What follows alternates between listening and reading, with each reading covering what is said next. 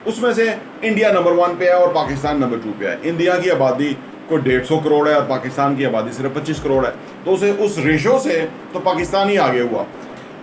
ये इन्वेस्टमेंट अगर पाकिस्तान आ जाए तो पाकिस्तान बहुत तेज़ तरक्की भी करे, पाकिस्तान के अंदर सारे मसाइल भी हल हो जाएं और पाकिस्तान का जो कोई इस वक्त 60% लोग जो है वो गुर्बत की लकीर से नीचे हैं, वो भी हंसी खुशी रहना शुरू हो जाए। और ये चीज़ चाइना कर चुका है। उनको चाहिए कि वो पैसा पाकिस्तान आना चाहिए, उनको कोई इंसेंटिव दें, कोई मिनिस्ट्री दें, कोई उनको बेनिफिट दें, कोई उनको ट्रस्ट दिलाएं, यकीन दिलाएं। इन्हीं की वजह से तो वो बाहर गए हैं, तो आप सोचिए वो कैसे आएंगे।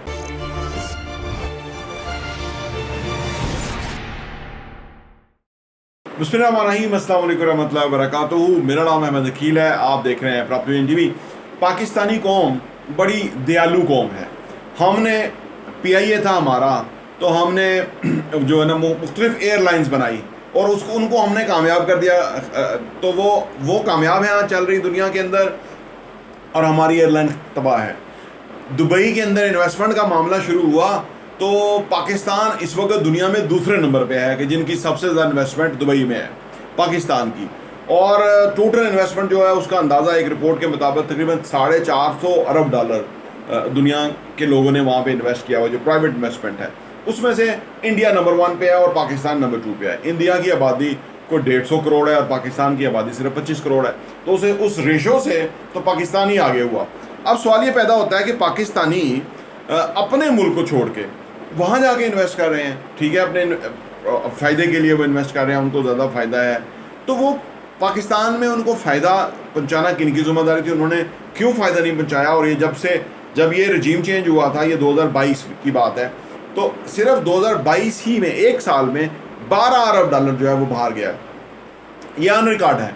और वो जनरल बाजवा ने जब रजीम चेंज किया तो उसकी वजह से लोगों का एतमाद ख़राब हुआ यहाँ से। उन्हें समझ आ गई कि भाई एक अच्छा नेक इंसान था जो कि वज़ीर आज़म था, उसको गिरा दिया गया है, तो इसका मतलब है हमारा पैसा यहाँ महफूज नहीं है। जनरल बाजवा को ये अंदाज़ा नहीं था कि भाई ये होगा, और अगर अंदाज़ा होता भी तो वो हू केयर्स, उनको क्या फ़र्क पड़ता है पाकिस्तान के मामले के ऊपर, क्योंकि उनको जो मुरब्बे मराद थे वो तो पूरे मिल गए।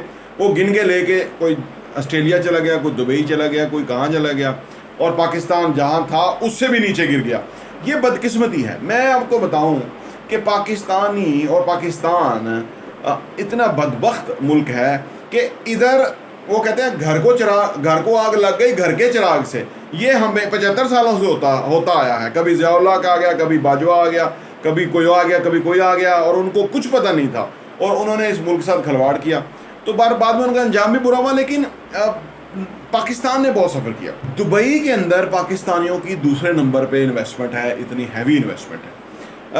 ये इन्वेस्टमेंट अगर पाकिस्तान आ जाए तो पाकिस्तान बहुत तेज़ तरक्की भी करे, पाकिस्तान के अंदर सारे मसाइल भी हल हो जाएं और पाकिस्तान का जो कोई इस वक्त 60% लोग जो है वो गुर्बत की लकीर से नीचे हैं, वो भी हंसी खुशी रहना शुरू हो जाए। और ये चीज़ चाइना कर चुका है। चाइना ने तकरीबन 80 करोड़ लोगों को गुर्बत की सतह से उठाया। उसमें उनकी कंस्ट्रक्शन इंडस्ट्री ने रोल प्ले किया, उसमें ओवरसीज़ जो चाइनीज़ थे उन्होंने रोल प्ले किया, और उसमें जो फॉरेन डायरेक्ट इन्वेस्टमेंट थी उसकी वजह से भी हुआ। रशिया से इन्वेस्टमेंट आई, अमेरिका से आई, क्योंकि वहाँ पे गवर्नमेंट ने इंसेंटिव बहुत दिए, तो उस वजह से चाइना बहुत फ्लोरिश हुआ, बहुत जो है ना उसने राइज़ किया। तो ये पाकिस्तानियों के पास भी फिनोमेना है। जो इस वक्त के हेड ऑफ स्टेट हैं उनको चाहिए कि वो पाकिस्तानियों का जो मिसट्रस्ट है उसको रीस्टोर करने की कोशिश करें। लेकिन जो बैठे हुए हैं उनको क्या फ़र्क पड़ता है, उनके लंदन में फ्लैट्स हैं, कोई पूछने वाला नहीं है। अरबों रुपया शहबाज शरीफ के अकाउंट में आया, उसका केस है अभी मुकम्मल नहीं हुआ, तो उसको क्या फ़र्क पड़ता है। अनफॉर्चुनेटली ऐसे लोगों को बैठाया गया कि जो अक्ल के अंधे हैं, उनको इस चीज़ का, इन मामलों का पता ही नहीं है। वरना उनको चाहिए कि वो पैसा पाकिस्तान आना चाहिए, उनको कोई इंसेंटिव दें, कोई मिनिस्ट्री दें, कोई उनको बेनिफिट दें, कोई उनको ट्रस्ट दिलाएं, यकीन दिलाएं। इन्हीं की वजह से तो वो बाहर गए हैं, तो आप सोचिए वो कैसे आएंगे। लेकिन बहरहाल ये रिपोर्ट थी, मैंने आपके साथ शेयर की है कि इस तरह के हकायक जो है जब सामने आते हैं तो दिल बड़ा खून के आंसू होता है कि पाकिस्तान का पैसा, पाकिस्तान का सरमाया पहले ईस्ट इंडिया कंपनी ले गई, फिर ये चोर सियासतदान, गुंडे, बदमाश, ख़ानदानी चोर ले गए, और अब तीसरी बारी है कि वो जो लोग थे वो भी लेके चले गए पैसा, और चौथी बारी है क्योंकि जुल्फ़िकार अली भुट्टो के दौर के अंदर जब पाकिस्तान में जो इंडस्ट्री को नेशनलाइज किया था तब भी लोग गए थे। तो ये चौथी बारी है कि लोग यहाँ से लूट लूट के या अपना पैसा लेके जा रहे हैं या लूट के लेके जा रहे हैं।